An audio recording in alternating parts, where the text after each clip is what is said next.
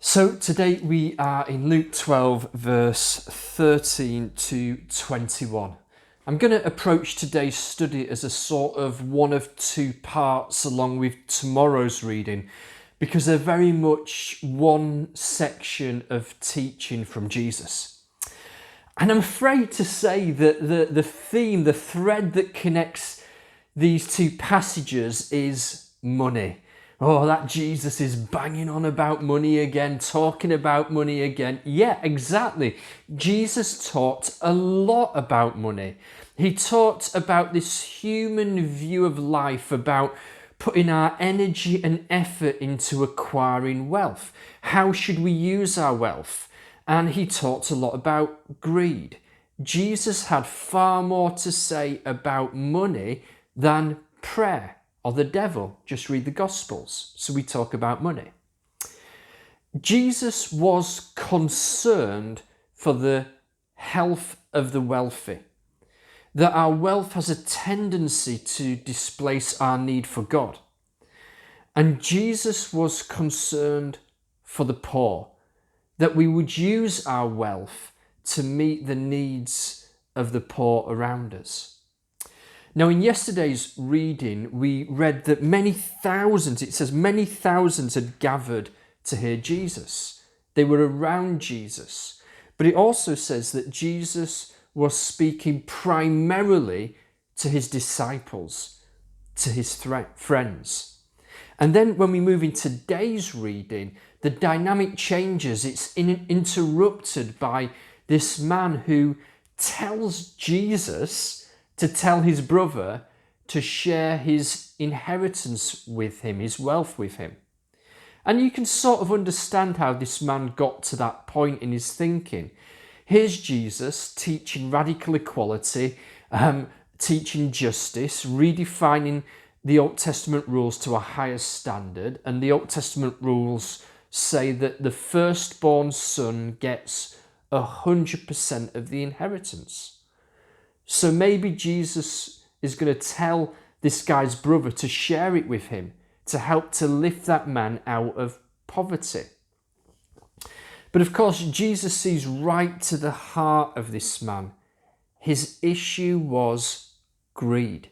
He'd become obsessed with the desire for more, with the desire for what he did not have, like many of us today. And I think greed is one of those funny sins, if you see what I mean. We make it into a bit of a Sunday school sin. Don't take too many biscuits.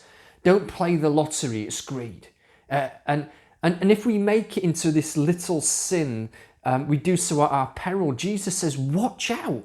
Be on your guard against all kinds of greed.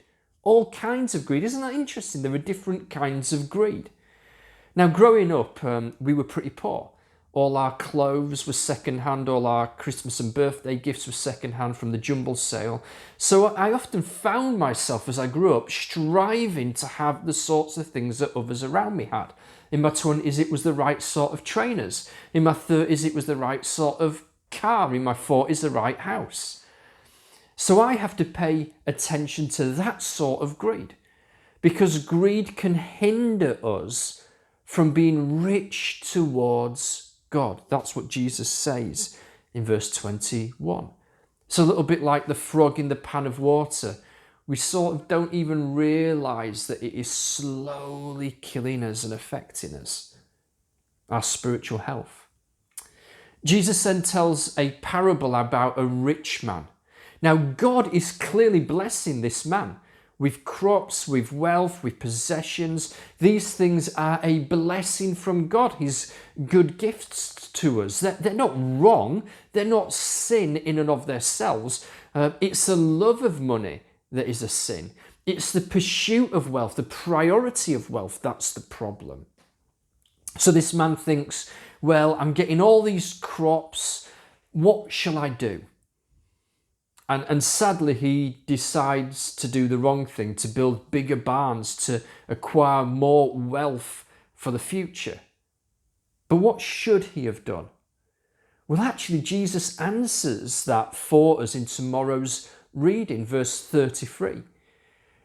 that when we know God as a perfect and good Father, then we don't need to hoard wealth for tomorrow. We are liberated, we are free to be generous to the poor and needy around us, to give away our excess, to give away our stuff. And this is how we are generous towards God. Verse 21. It reminds me of the sheep and the goats, that parable Jesus told. When you give a drink of water to the thirsty, you give it to Jesus. And likewise, when we are generous towards the poor, we are generous towards God. But more on that in tomorrow's reading, part 2, where Jesus, I'm afraid to say, continues to go on and on about money and how we use it, because it's an issue of the heart.